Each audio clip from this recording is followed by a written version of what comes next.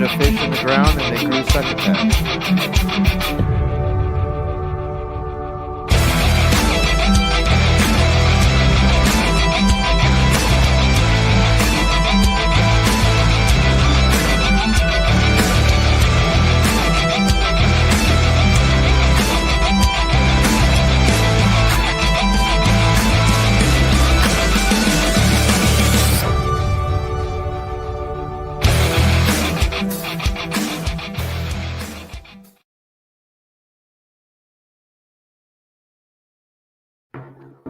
Holy succotash! No, I'm kidding. No, it's John. If you watch Looney Tunes at all, it was suffer and succotash. Succotash. Oh, hello, everyone out there. Is Wednesday. That means the Wednesday night live show is on.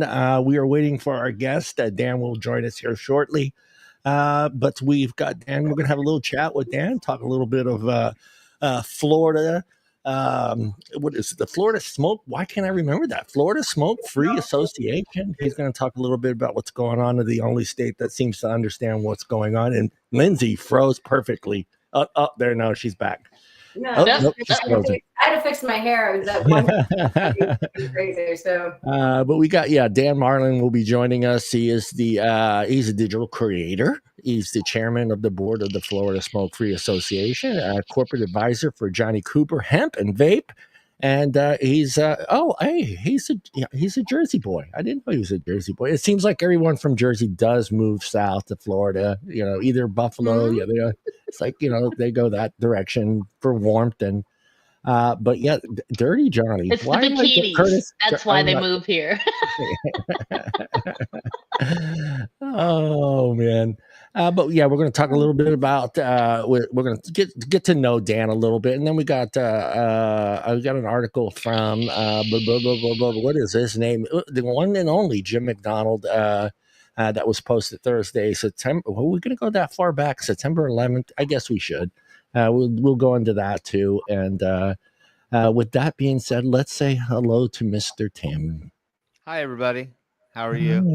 Hey, Mr. Succotash. Hey, Tim. Yes. Yeah, we were talking about succotash before the show. So chime in if you like succotash or hate succotash.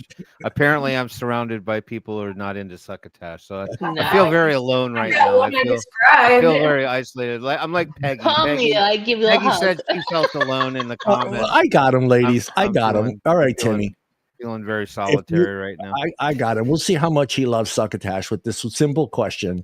Tim, would you choose succotash for your last ever meal in prison? Fuck no. Okay, there you go. That's just a Swift family comfort food. So all right. Anyway. Yeah. So what do you want to know? You want to know where I've been, what I've been doing, that kind of shit? Busy guy. God, we've had a lot going on. But anyway, I will just share the fact that my wife and I we had our first we had our 1 year anniversary back on September 10th. So 1 year of blissful marriage. Thank you very much. And we decided that we didn't really get a honeymoon per se. So we decided to head off to Nashville to go experience the chaos of Nashville. And see what that was like. I've been here 10 years in Atlanta and never been to Nashville. It's only 4 hours away. So we took off. We had a great time. So we did a little bit of everything. We ate some great food. We did all the local yokel stuff you're supposed to do. We got some goo chocolates. We ate the red hot the hot chicken. We had to get the Nashville hot chicken. We immersed ourselves in the honky tonks and the chaos of downtown on a Saturday night. Never did get into the Kid Rock honky tonk. Never did get into the Jelly Roll honky tonk. Way too back. But we did get into the John Bon Jovi honky tonk. I don't even want to call those honky tonks. At any time, did you do the electric slide? No, I don't do that. Wow. Yeah, or the Macarena or any of that.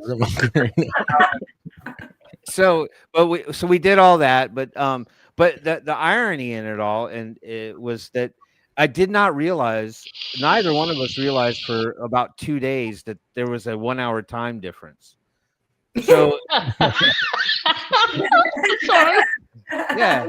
So like, because we just transitioned right into Nashville life without, a care in the world. We were just like, okay, we're here. Where are we going? What are we doing? Never noticed that the clock moved back in time by 1 hour. Now, there was no epiphany to that moment other than on day 3, Sunday, we decided to take the pedestrian bridge over into Nashville because we that's apparently, well, it is, I'll admit, one of the best places to take pictures of the Nashville skyline, right? So so we went to the far side and we walked over the channel or the water or whatever that body of water is that kind of comes through Nashville.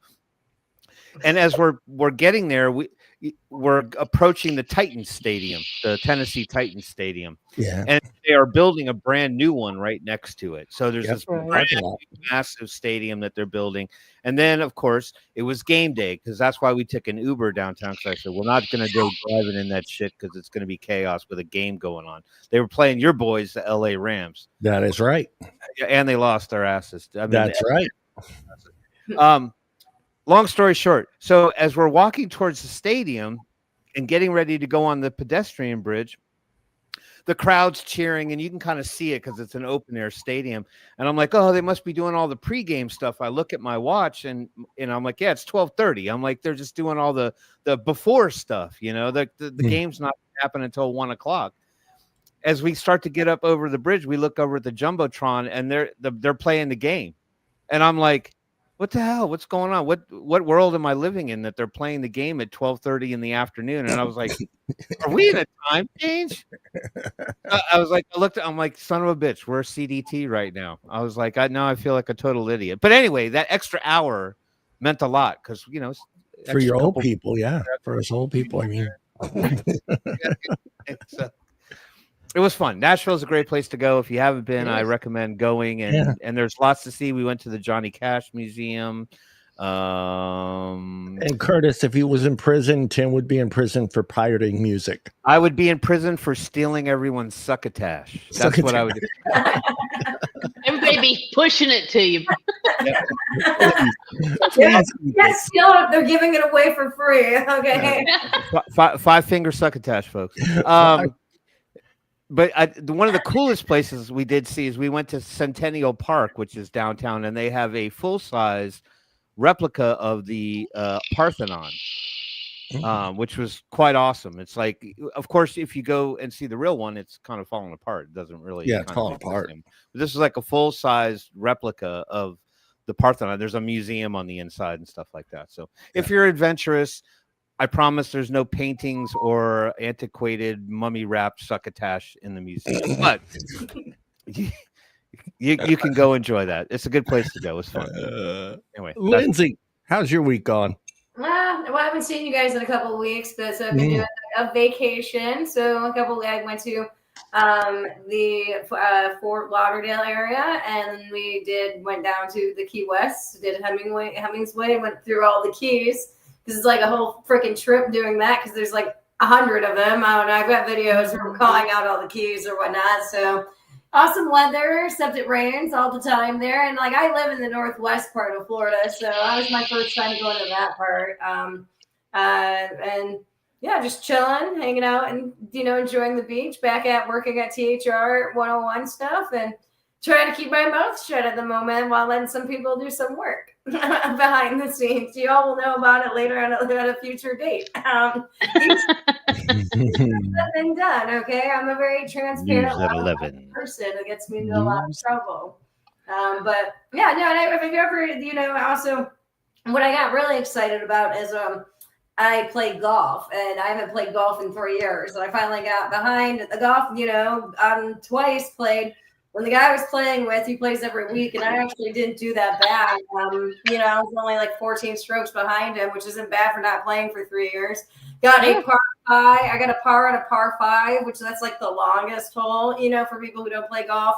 But it's exciting, and so now I'm looking for a part-time job at a golf course so I can get back into it. So when I play homie again, I could actually kick his ass on it and play from his tees, not from the estrogen tees, and really beat him. So when I used to play in high school, so it actually is I had a great coach who taught us that it wasn't really a competitive sport. It was, you can play it your whole life, which I've worked at country clubs. You can freaking play it your whole life. I've seen people who were definitely, you know, homies with Abraham Lincoln that were coming out and playing. So, but yeah, overall, Nice. a week, a pretty good ending for the summer, you know. Good. Busted up year. There's been some good, you know, parts in between that have been awesome. Yeah. Good Michelle, girl. what is Michelle been up to? I've been busy. I've been real busy. But my house smells really good right now. You finally kick out that old man of yours. Are you cooking some succotash? You cooking some succotash? But no, I'm not doing that, thank God. But I had a vape mail delivery today. Oh those are the best. I got a bunch of 420s, and one of them broke. So it's all in the bottom of the box. But it's smelling in the house, and oh my God, does it smell good? Yeah. By any chance, is it mango? No, I'm kidding. Oh, hell no. I don't want tennis shoes and feet. Oh, man. Sorry, I'm not a mango fan. You know that. No, we know. Everyone can't be as great as Tim and I, or Tim and me, whichever way you want to say it. By the way, on Twitter. Thank you. I'm going to slide into DMs. Other than that, I've just had a really good week. Yeah, nice. I had a pretty quiet week and doing absolutely nothing. I did pull both my thigh. What is the muscle behind the thigh? Your butt? The hamstring. Oh, man, I know what you're talking hamstring. about. During golf, man. Lindsay, I wish I was playing golf and hurt both of them and my calves. I took my dog for a walk, and I used a 15-foot leash because he's trained, but he can still be stupid sometimes. And I went and grabbed the mail out of the mailbox, and I'm standing there reading the mail in front of my front door. And the cord was between my legs. The cat took off. I didn't see the cat. I didn't see him take off. So he had a 15-foot head start, full speed, and pulled me backwards. And, I'm standing like this, and I'm going full backwards. I can feel both of my hamstrings pop. My calves pop.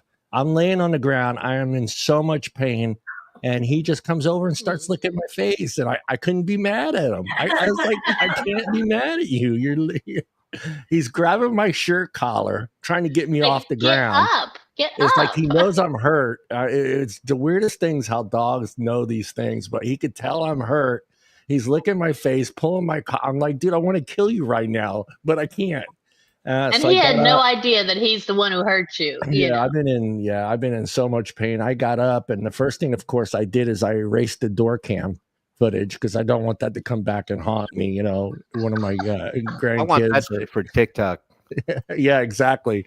And somehow, some way, I feel like someone's going to use that on TikTok. Look at this jackass get hurt. Watch this. But yeah, that's the pain I'm in right now. But it's gotten a little bit better. It's still, I can barely walk. I feel when I walk, it looks like I was told the other day, it looked like I just went horseback riding for like 7 hours. That's how I'm walking. I'm just like, But I survived. He's still alive. I didn't kill him.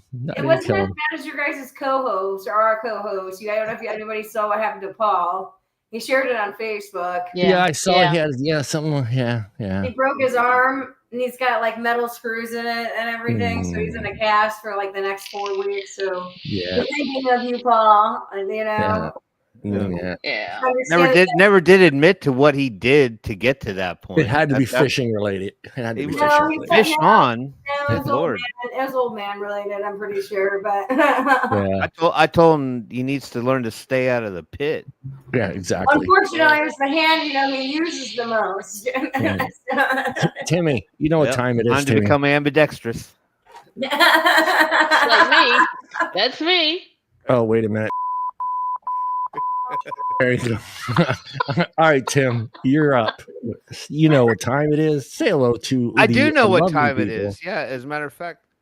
And real quick before you jump into that, the time it was in Nashville. But hold on, Timmy. Hold on, Timmy. Hold on. The 23 people that are out there, and the users on X. I know we can't see your comments. I have X open, so if that's the only way you can comment, I will see it now because I'm at fault. I haven't had X open to see if there's comments there. So I got it open. So the only way you can watch the show is on X and comment. I will copy and paste those comments to the our feed so you can see them. Yeah, And say hello. I thought you were admitting to the fact that maybe we had just broken a record or something like that. No. I feel bad because I know X is there and we're on X, but for some reason X and StreamYard don't have a deal to actually show comments from X. So I physically have to copy and paste them onto our chat here so people can see them. Mm-hmm. And it's kind of a shitty deal, but what are you gonna do? I don't know. In today's day and age and technology, you think that we would, Well, you know what it is, Timmy. It's maybe we could get the people on X to comment on the show, and all the comments will come through into your little studio room on a dot matrix printer. I think that would actually that would probably put the icing on the cake in terms of the lack of technology. I thought Tim was going to say fax machine. Well, no, those still exist, John. Yeah, I know I they think do. dot matrix printers. If you ever walk into a business and they got a dot matrix printer, maybe you shouldn't be doing business with them. I'm just saying. Exactly. Yeah, anything that has pin feed, that's weird. Totally fucking weird. Anyway, but yeah, so I didn't know what time it was in Nashville, but that's okay. So we were hanging out at the John Bon Jovi jar. We were in a jar. The door is ajar. No, we were in a bar. It's called a bar. It's a multi-level bar. Did you go see the star? Yeah, and we rode in a car too. You can't know it if you don't know it. So it's a multi-level kind of plate. Most of them are multi-level. So you go in, and then the more north you go, more things are happening. But we got all the way up to the rooftop, and lo and behold, guess who was in the bar? John Bon Jovi. John Bon Jovi, and you know what he said? Hey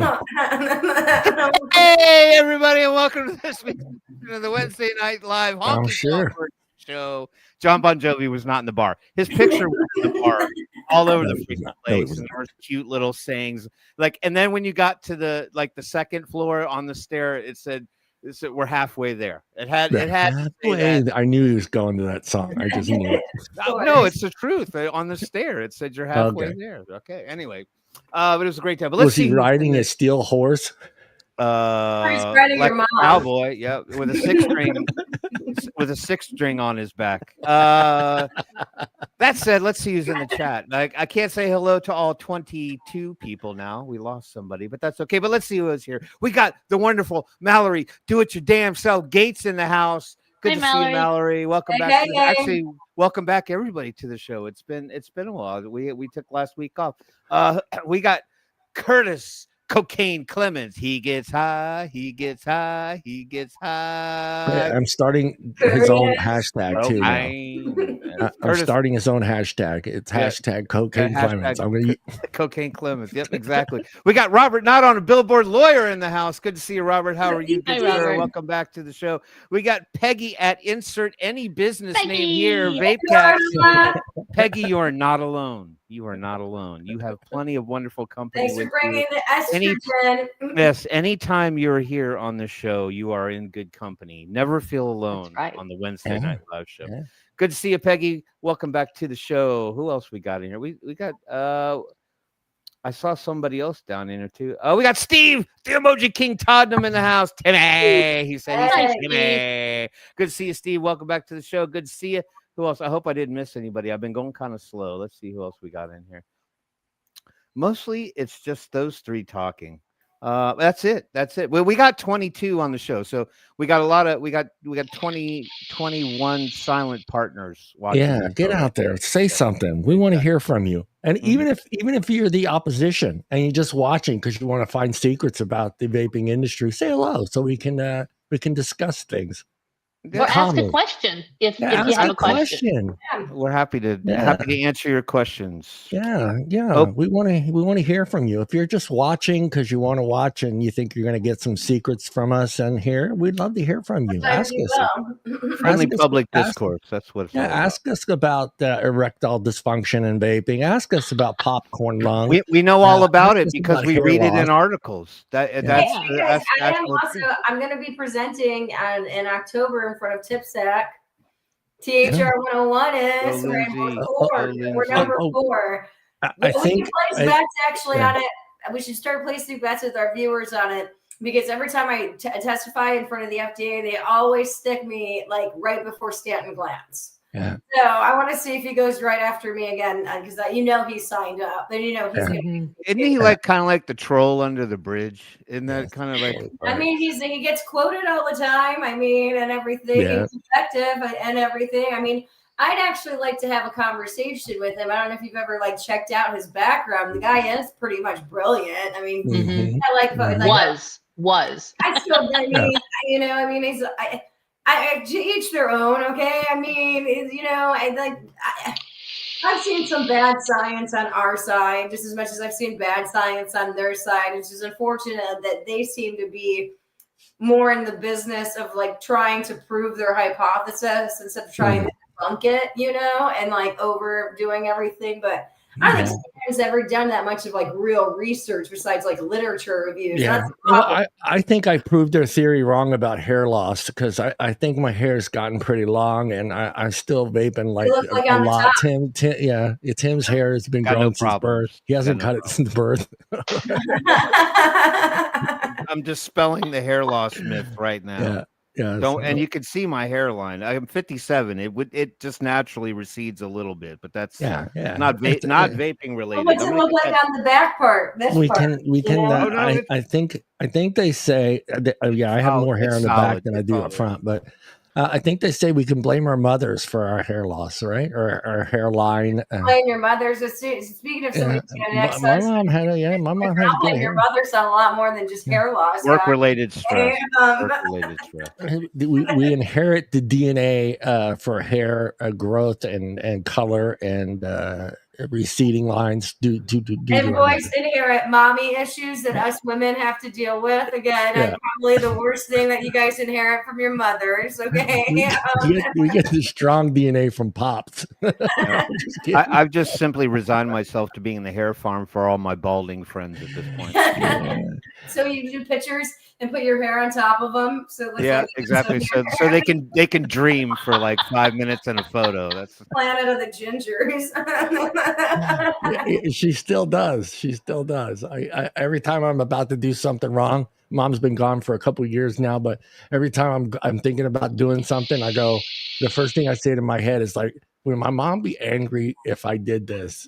And I'm 57 and I'm still quoting that. That theory. It's not, will society accept this if I do this? No. I go, will mom get angry at me if I do this? What would mom do?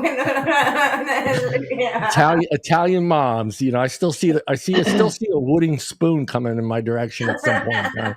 I was going to say you could probably still hear if being Italian. Yeah. Hey, Timmy, I have a link in the chat, the private chat. We can get into that one.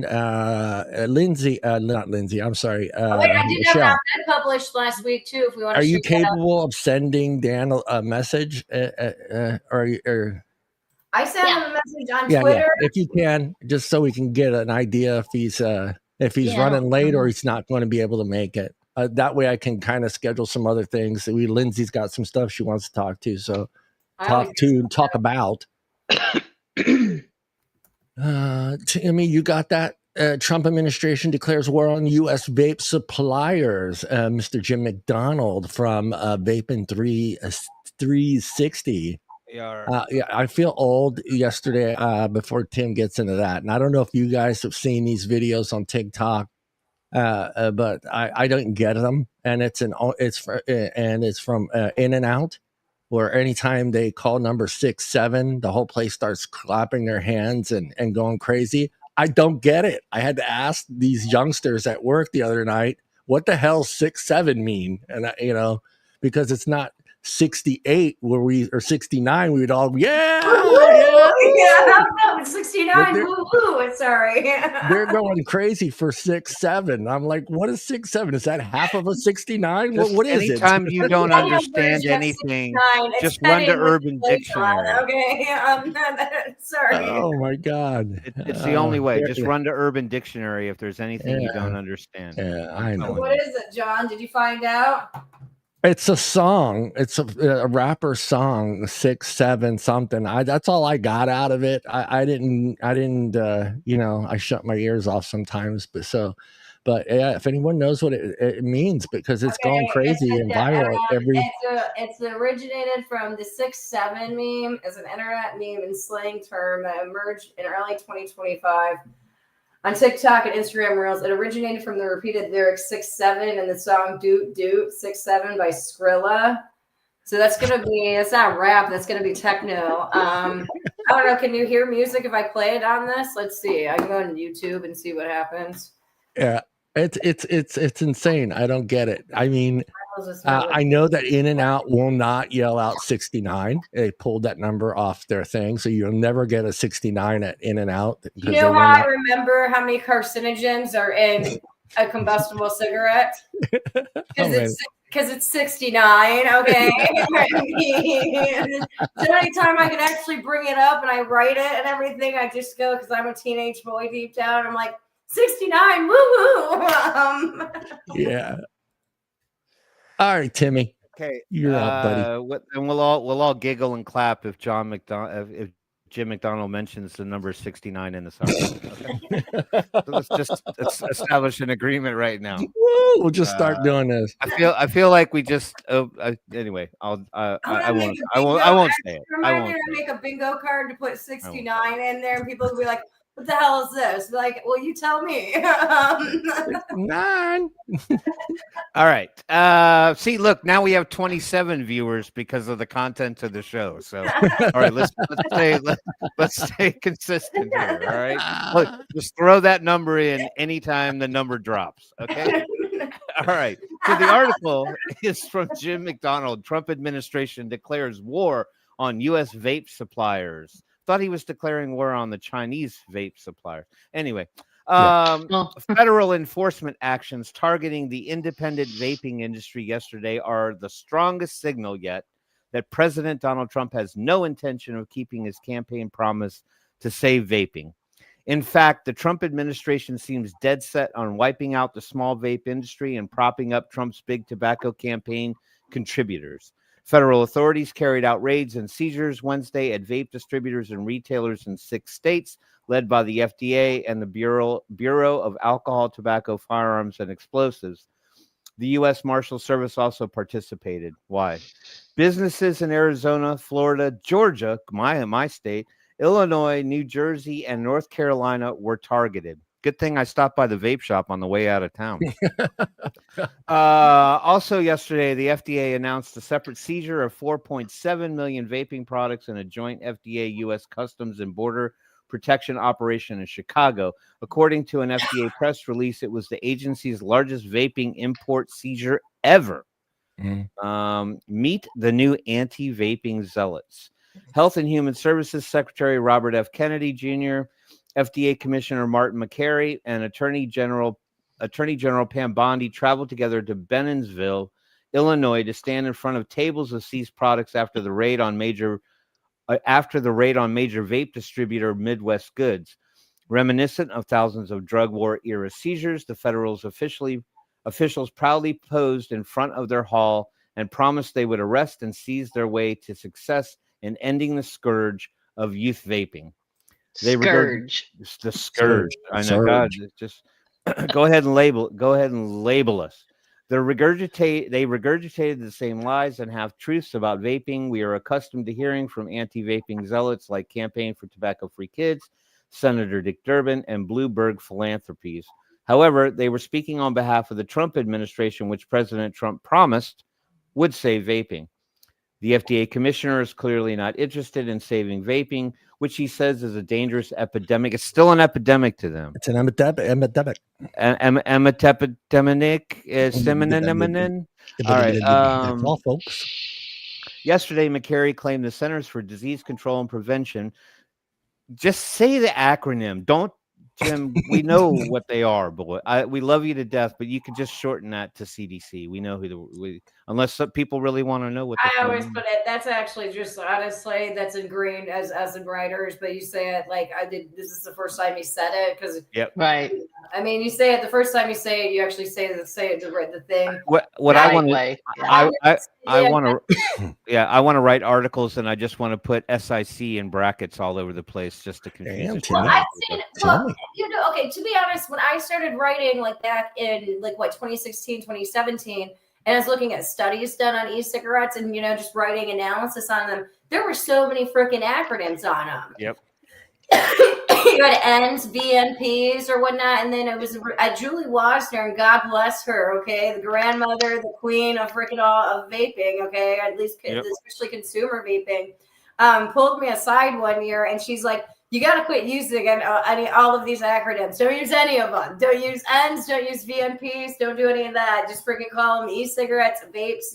People know what those are and everything. So, yeah, that's why, yeah. But the acronyms, I always use it. I try to write for an international audience. So it's just, some of them might not know what the hell the CDC is. Okay. No, it's helpful. I think I was more complaining on language exhaustion there. There's a lot of words to read when I know what I'm reading. Sorry. Sorry to interrupt. No, it's fine. It's fine because it does get confusing when you get into all the other acronyms that aren't necessarily federally related. I think that's where you start to get lost in the minutia.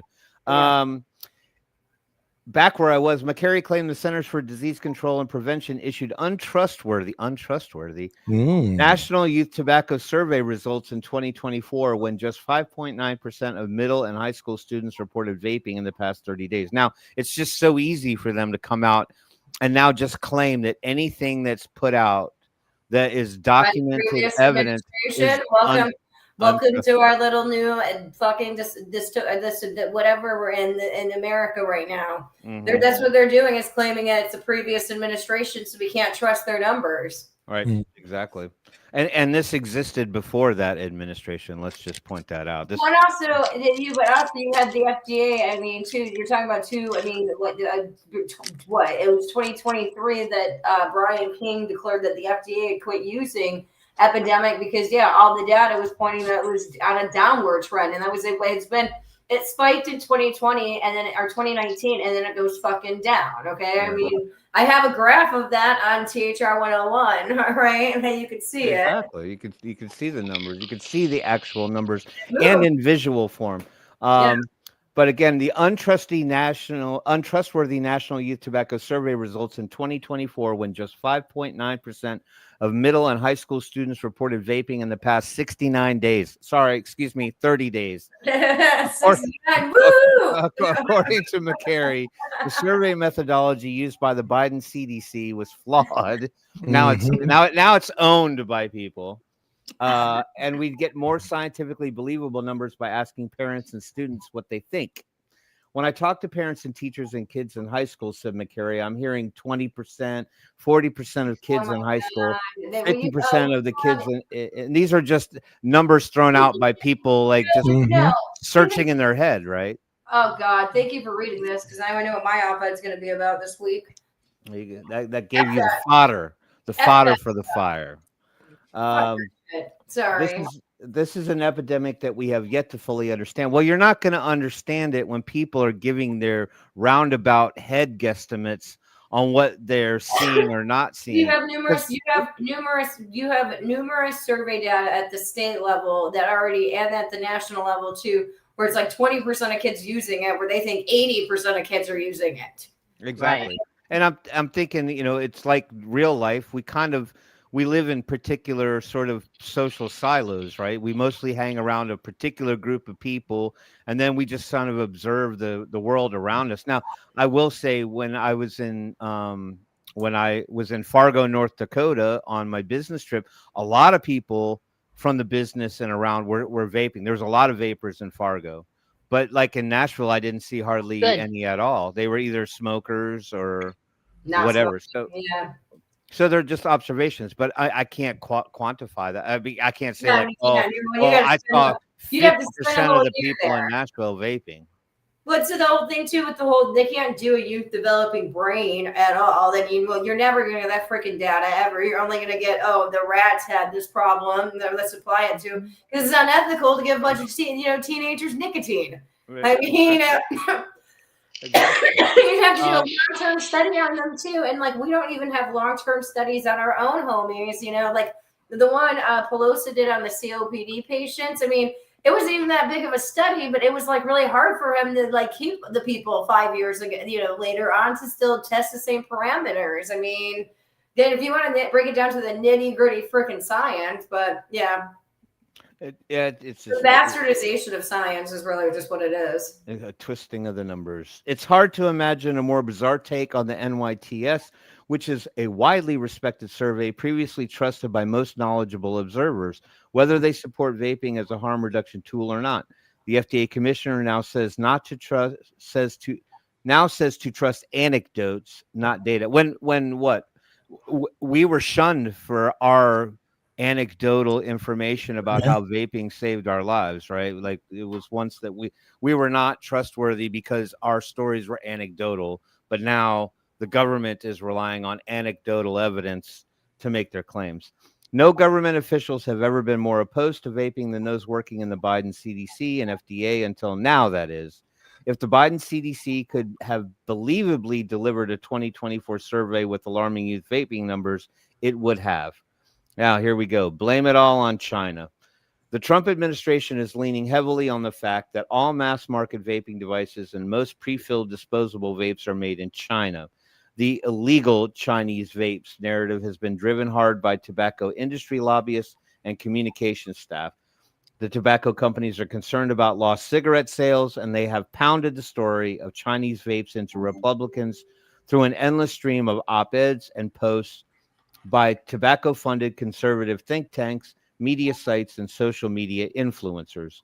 Now the administration is employing the anti-China rhetoric directly. They, being China, bring this into our country, Attorney General Bondi told reporters yesterday. They distribute it. They get kids addicted. They add THC, and ultimately it could be laced with fentanyl. Sure. Thank goodness we haven't seen any fentanyl overdose yet. Because the people overdosing on fentanyl are just taking straight up fentanyl. There's only one vape that's ever been actually tested by the DEA that contained fentanyl, and that was actually during the 2019 vaping lung injuries thing. So exactly, I know they just blow me. Just sorry, scare the shit out of everybody. That's why we're here today. That's why we're on the front end instead of the back end of this problem, to stop it now before fentanyl is laced into these things. No shit. Okay, I mean, did they not realize that all you're doing is throwing everything underground completely? That you're gonna have more. You want to see fentanyl vapes? This is how you see fentanyl vapes. Right. Exactly. Like you could quality control the products coming into the U.S. You could take subsets of those products being shipped in, and you could test them immediately and see if they actually had something in it, and then you could potentially trace it back. Cases. No, you're not hearing cases with how many you've got the most vapes ever on the freaking market. Where are the vaping lung injuries? Where are the kids keeling over at school dying from this? No, they're dying from pills that look like FDA approved ones that are completely coming from China. They're being, the precursors are coming from China, and then they're being manufactured in freaking Mexico. I mean, two of our biggest enemies in the world that Trump's supposed to be going out. But you're right. Let's just take a whole legal market and throw it completely underground.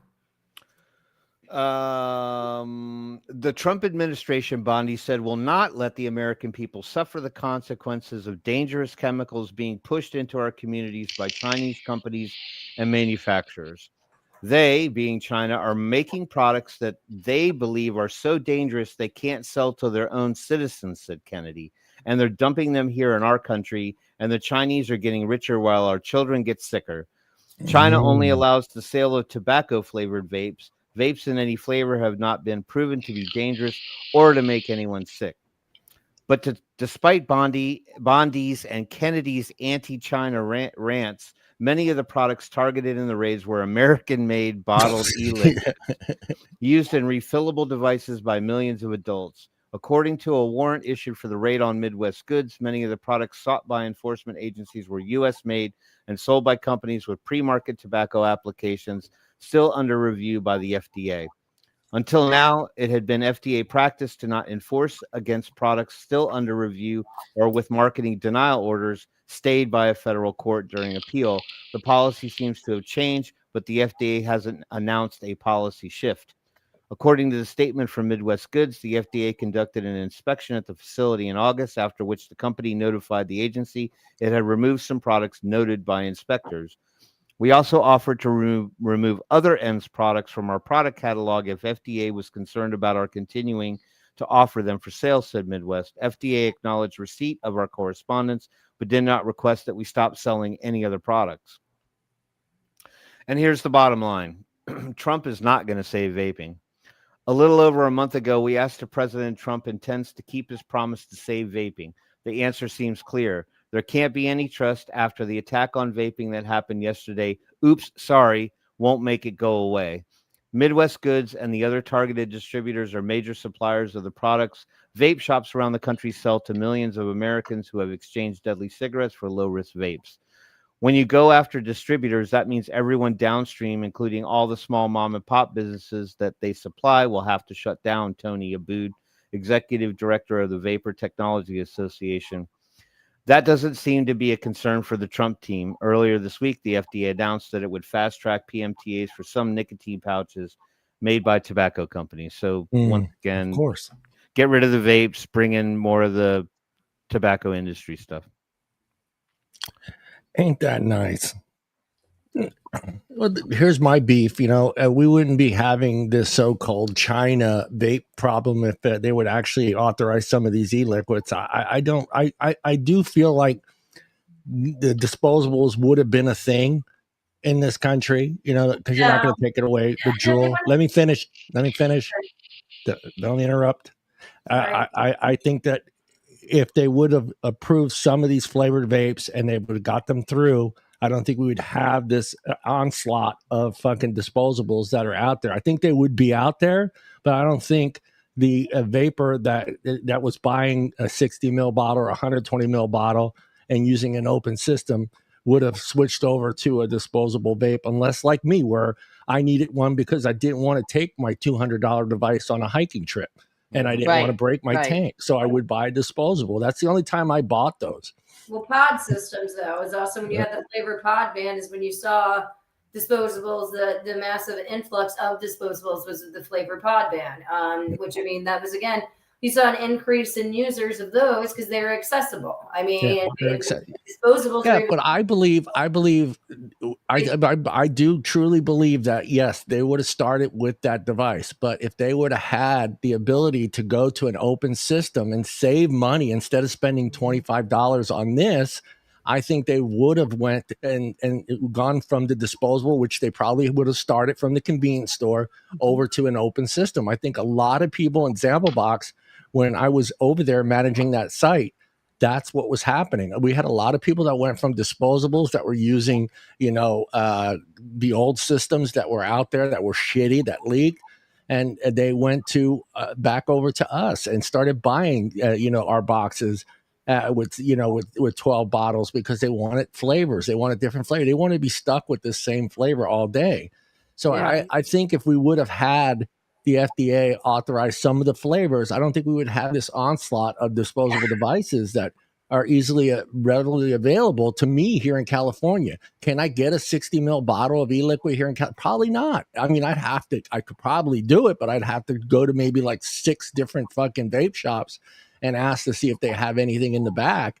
And then, of course, they're going to want to know who I am because they're going to be afraid to sell to me.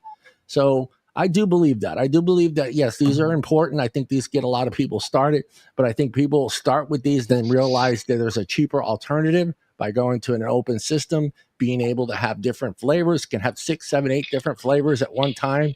I think I carried 3 with me when I had my open system, and I'd switch throughout the day, you know? Oh, so I carried 2 disposables with me, but I didn't get back. Well, think about that. If you carry 3 disposables with you, that's almost $80 worth of devices. Yeah. Oh yeah. But they'll last me like 3 weeks, okay? Yeah. You're using them, and everything. But I need to get back to my store and it's an open system pod system, Yeah. So. Yeah, I truly do believe that. I think if there was if flavors were available, people would have had so many disposables if we would have had if the pod system would have gotten stunted and within like a couple of years of it is pretty much an infant stage when Donald Trump issued the freaking ban on it. I mean, you didn't really see these coming out in mass until 2018, 2019. By 2020, they were banned. So you didn't get to see the innovation on it. And that's where you saw people circumventing it with the disposables and this loophole. But I think it was coupled with, that was the same year that PMTAs were due. So you're right. I think it was just a perfect fucking hailstorm of really just, bad federal. The ban was reactionary on Trump's part. The PMTA just fucking sucks in general. I mean, the next op-ed that I just sent actually kind of explains it because I just go really hard into this whole like reading the TCA and everything. I mean, and also if you look at the FDA approved, at PMTA products, one company, which is going to be the victor of the TCA, has 44.4% of the products. Yeah. Yeah. It's all bullshit. It is BS. Lindsay, spin around in your chair 4 times, close your eyes, and pick a spot on the map. Hold on, let me move my brain stick so we don't hit that. All right. Close your eyes, though. No cheating. All right. I don't want to know. I don't want to know. All right. 4 times. 2, 3. There you go. Okay, where are we going? Where are we going? Ooh. I'm assuming that's China or Russia. China. No, where are you? Afghanistan. You're like not Afghanistan. Afghanistan, yeah. That's kind of I'm sure they got a few vape shops over there in Afghanistan. You probably ran by the Taliban. Come on. Taliban flavors, what would they be? No, let's not go there. Yeah, we don't want to go there. And they'd be dynamite. Dynamite, yes, Lindsay. Oh, if I had a drum roll. Wait a minute. You get that. I got to find it. Hold on. Where is that? Was good, there it girl. Ba-da-boom. Oh, sorry. Oh, man, you get that. And you get peanut butter jelly time. Oh man, this is why I'm unemployed. I get in trouble with my mouth a lot. Okay, I don't have much of a filter from thought to mouth. Actually, yeah. And Tim brings up a great point earlier in the article. It just seems like they at first their math is perfect, and now since it doesn't fit their agenda, they're quickly calling it bullshit. And it's like, well, why are you even taking numbers? Why is the CDC taking numbers? Why is the FDA still doing surveys? If those surveys are not worth the paper that they're written on, why are you still doing them? They also got the funding to the CDC too. Yeah, I mean, and they also there was this whole thing about them discontinuing the NYTS, and so all the public health groups are upset about that one. And it's just like, well, you don't even listen to half the numbers that are coming out of NYTS. But now, I mean, public health groups really aren't the. That's the one thing though. With the vape directory bills, and THR 101 is going to do a series on them because they're bullshit, and everything. But you had public health, you had American Lung Association, Campaign for Tobacco-Free Kids that were coming out against these bills. And I was just pretty much like, screw you people. When you're putting me on the same side as these freaking Bloomberg groups, and stuff. I mean, and all this one, and because they understand that this is just using government to knock out your competition. It's BS. It's complete freaking BS. I mean, and I'm kind of done with it, especially this is a consumer-driven, technological revolution for smoking that big tobacco could even create themselves. They shouldn't have a seat at the table, but they shouldn't be the only people at the freaking table. Right. I'm trying to find federal. What do you got? The CSP Daily News. I don't know who those people are. I put it in you could read my op-ed because it's that's right. I got yours. I forgot it's in the private chat. Timmy, you see it? Lindsay highlighted it. It's in private chat. Yeah, the DC Journal article. Yeah. Yes. I mean, it's cool. online to what you Hold on. kind of talked Whenever about. I open up a Hello, darkness, my old friend. Unfortunately, last week's news that got published the same day. So No, Lindsay's looking for this. Are you looking for the 72 virgins? 69 virgins. What are you talking about? 69. 69. Or 420 of them. Keeping up the status quo here, folks. Just keeping up the status quo. Shit. Yeah. So let's read some more good stuff. Lindsey Stroud, proud author of this piece. So everyone, like the TikTok videos are like, we're going to read an article from Lindsey Stroud right now. You better like it and you better clap afterwards. Yeah, clap. Hit the like button. Clap. All right. And buy Lindsay a cup of coffee, people. Yeah, Buy Lindsay a cup narrated of by Tim Swift. This is the new audio. I'm the new audio book orator. 5 years after the PMTA deadline, the Tobacco Control Act still protects cigarettes over smokers. September 9 marked the 5th anniversary of the deadline for pre-market tobacco applications for newly deemed tobacco products, largely e-cigarettes, submitted to the U.S. Food and Drug Administration. In that time, despite receiving millions of applications for products used by adults long before the FDA decided to regulate them, the agency has authorized the sale of only 39 products from just 4 manufacturers. And maybe you can guess who those 4 manufacturers are. The failure lies not only in the FDA's process, but in the 2009 Family Smoking Prevention and Tobacco Control Act itself, a law that has propped up one particular company, preserved cigarette sales, and proven unresponsive to both American small businesses and the goal of tobacco harm reduction. It is long overdue for Congress to correct the mistake of allowing the FDA to control tobacco and harm reduction products. The TCA was supposed to be a healthcare victory. It banned flavors other than tobacco and menthol in cigarettes, eliminating sponsorships and promotions, and gave the FDA sweeping authority over all tobacco products. But within the law was an arbitrary date, February 15th, 2007. That date determined whether a product could be considered new and subject to the burdensome PMTA process, while old products could continue through the less rigorous substantial equivalence pathway. Some large tobacco companies endorsed the TCA, while others sounded alarms. Go ahead. What did you say? The PMI was that large company that endorsed it. It's Reynolds who sounded the alarms. Yeah. That's a 2009 article from the New York Times, by the way.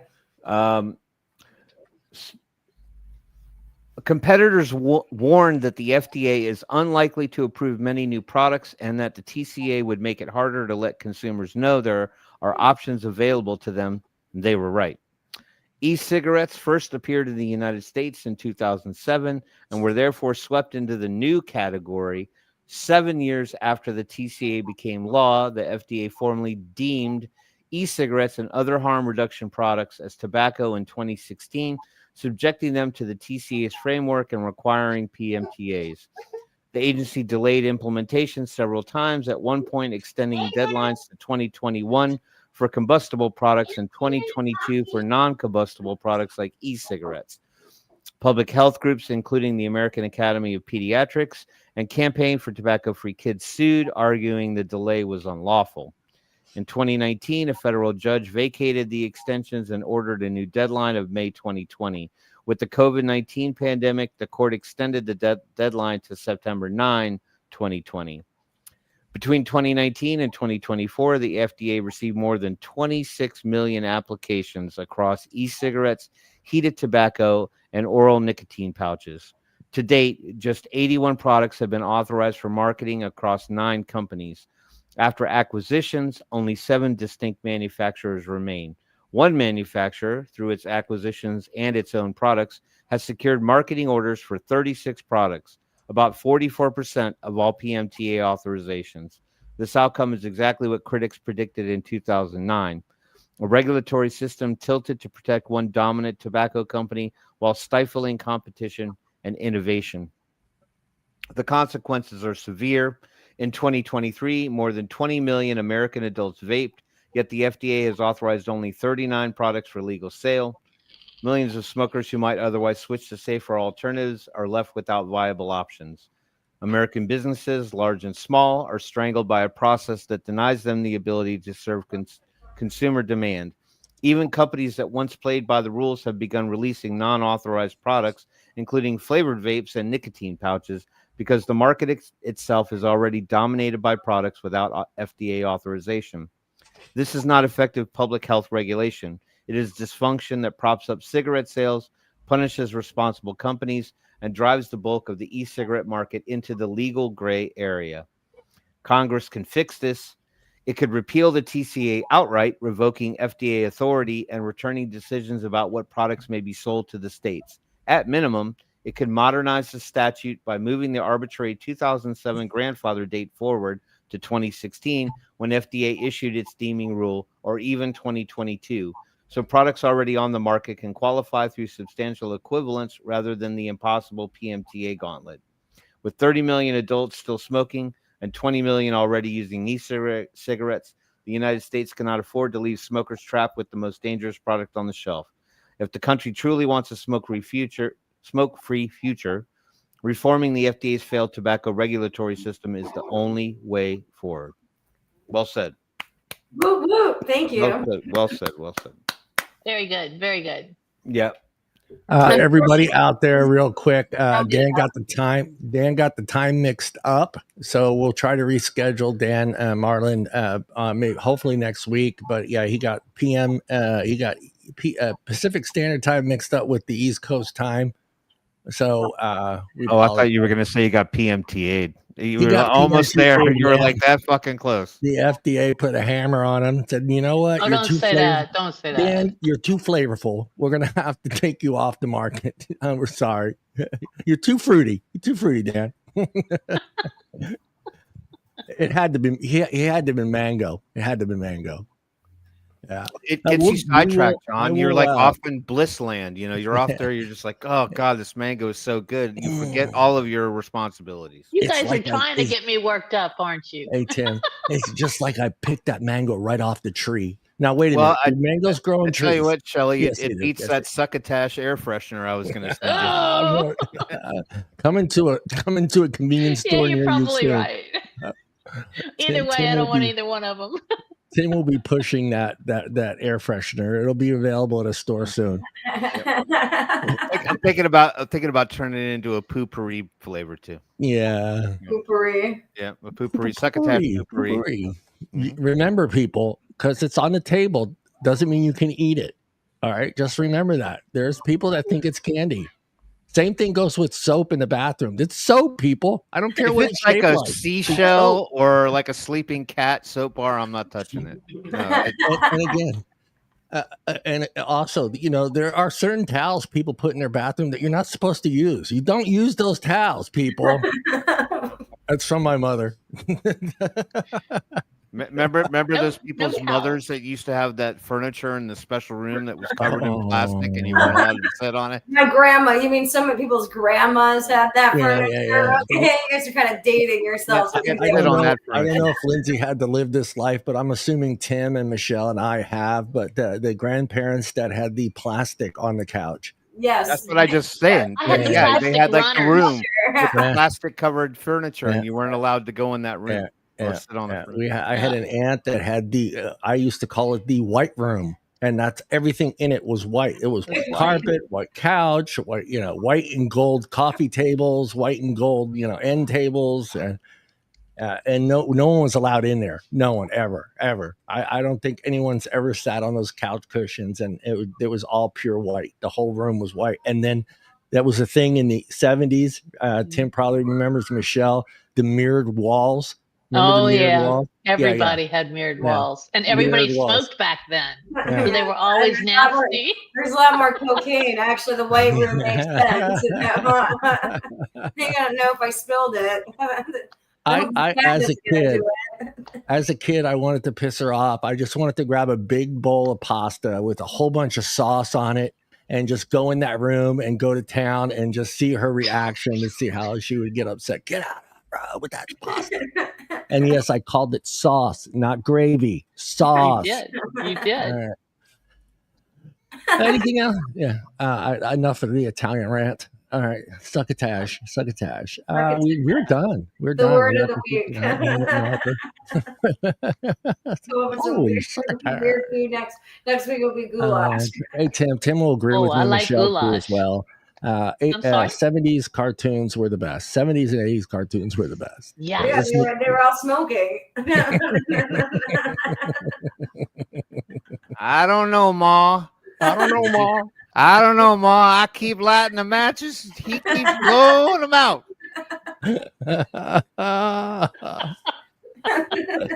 Oh, they need to bring the classics back. Yeah. I just wish they would bring back the non-PC of the 90s, okay? Yeah. You know, like TV sucks nowadays. Yeah, the Flintstones, the Jeffersons, Josie and the Pussycats. Remember Josie and the Pussycats, Tim? Absolutely, I remember. Yeah, see, you probably know the theme Banana song. Splits. Yeah, Banana Split, Kung Fu Pooey, Far Out Space Nuts, Pigman the Sea Monster. I showed a millennial stuff. the other day. He asked me about cartoons before we go off, and I told him he's got to go watch Kung Fu Pooey. Remember that show? Which one? Hong Kong Phooey? Yeah, remember that? I remember. And he's Asian, and he watched it, and he goes, "This is so racist. It's so racist." Oh well, can't please everybody. We actually had the colored classics, the video. My parents had all the ones from the 30s. You know, that's what I watched a lot. Those were bad. Yeah, like those were bad. Somewhere in Dreamland, I'll see you somewhere in Dream. It's freaking depressing. It's like, I mean, it's like kids in the Great Depression or whatnot. Like I've showed it to guys and they're like, don't show me this. This is gonna make me cry. Yeah. But I mean, it makes sense. It's cartoons that came out during the Depression, but it's like, or Simple Simon. That was another one that always, these like 1930s comics, but Well, everybody, again, Dan I will try to get Dan on next week if he can make it. We'll figure it out and have him on because I'd love to talk to him and get his insights. And you know what? It would be really cool if we could get Nick and Dan together next week. I think that would be really cool. Nick, he's a board member, teacher. I think that they have a playbook that I think everybody else should be following and how they go about, advocacy in their state. And I think some other states, I think, need to maybe ask a little help from Nick and Dan on how to get things done. And it's amazing to me. Every time I go to Nick's page, he's got some picture with some assemblyman. He's got some picture with some senator. He's got a picture. And he lives so far away from the capital. He spends a lot of time driving up to Tallahassee. So I think Marlin lives even farther away or something. And it's just like, these guys are, the Florida Smoke Free guys are just amazing. Yeah, I mean, they've done it for years. Almost feel. Yeah, go ahead, Michelle. I'm sorry. They do it for years, though. I mean, this isn't just something that they started doing like 2 years ago. I mean, he's worked at this forever, and look where we're at because of that work. I mean, sometimes I get a feeling that not just our advocacy groups, but other advocacy groups feel like they're bothering these people, and I'm like, they work for us. You're not, you should be calling them. You should be going there. You should be sitting down with them. You should be talking to them. You should tell them your agenda. Asking what you can do to help them and everything. I mean, the more voices that we can get, in this, the better. I mean, that's clearly, and unfortunately, what happened with CASA, and everything. So that, the state associations almost are some of the last people to, help really amplify consumer voices. And that could get through to the lawmakers. So, but I tell people to talk to, if you want your lawmakers to care about you, you can't just contact them when it's some, when shit's bad. Yeah. You need to be harassing the hell out of them. I always been saying it since I got started almost 10 years ago now. You got to get your Andy Dufresne on, where he writes a letter, every week for 6 weeks. And after he gets some funding, he's like, Now I'm going to write 2 letters. I mean, you got to harass them. They are your public servants. Who cares? Yeah. And they're people. Yeah, even like recently, when we've had Nick on before, and it's just like, Nick's like, oh, we have new senators and new congressmen coming in and new people, that city councilmen or whatever. They meet with those people. They're new people. They're coming in. Yes, they want those people to know what's going on, what they're working on, what they're doing, and not just bombard them when they get in there and it's like, oh, hey, we have this vape issue. And at least this way they're educated, because Nick and these other people have gone and talked and sat down and talked with these people, explained to them the product. I love the way Nick does it. Have that little vape kit with you, show these people the history of vape, because they don't know what an open system used to look like or what a disposable looks like. They just, vaping is vaping to them. So giving them the education that they need before they sit in office and start voting against vaping, it's great to educate them on what we're doing. And so, yeah, their playbook is something that every other state's advocacy group should be doing. And, Nick and the rest of them, this is Nick's time. And like Lindsey said, they don't live, it's not an hour car ride away. No. It's not, it's a long drive for them. That's Nick's money. That's Nick's time. Yeah, away from his family and friends and his businesses to go out there and do these things. And sometimes you have to do stuff like that. And Lindsey was a perfect example. I mean, she busts her ass every day to try to get stuff out there, for us. And, and I think she should get more pats on the back than she's getting. And I think, funding, actually. Funding would be great. That's why I said, buy Lindsey a fucking cup of coffee. Somebody out there buy Lindsey a fucking cup. I know that's a term that they use. There's doing it on the website, and I should have the 1023 federal paperwork done by the end of the year. So if you do donate, I'll be sending you something at the end of the year so you can write it off on your taxes. Yes. You skirt, okay, on that part. So it's a THR 101. It's a think tank. Yeah. For me, before we go, this latest thing with Pam Bondi and the FDA and John F. or no, I almost called him John F. Kennedy, not John F. Kennedy. RFK Jr. RFK Kennedy. I think kind of got us. I think because I can see it on Twitter, I can see it on Facebook. A lot of people were very upset. They were very angry, and I think a lot of hope was lost. I think a lot of people thought it's over. And it's sad, that we've given up that easy. But I think people have to realize that we've been doing this for a long time, for almost 20 years. And, we can only take so much. And then did it not feel like for you guys that a lot of people thought this was the final straw? No. I think some people did. But like for me, I think the people that's been in vaping for a while, years and years, I don't think they thought it was a big deal necessarily, but I think a lot of them. I'm sorry. It's another day. I mean, there's been how many times have we had it where the sky is falling, Chicken Little very much. I mean, well, if I was a vape shop owner and had all my stuff taken from me in one day out of the blue, then I would be pissed and probably give up. I mean, not that I'd want to, but I mean, you sink everything into your shop and into your goods and into to getting people off of cigarettes. And then all of a sudden the government comes in and takes everything away.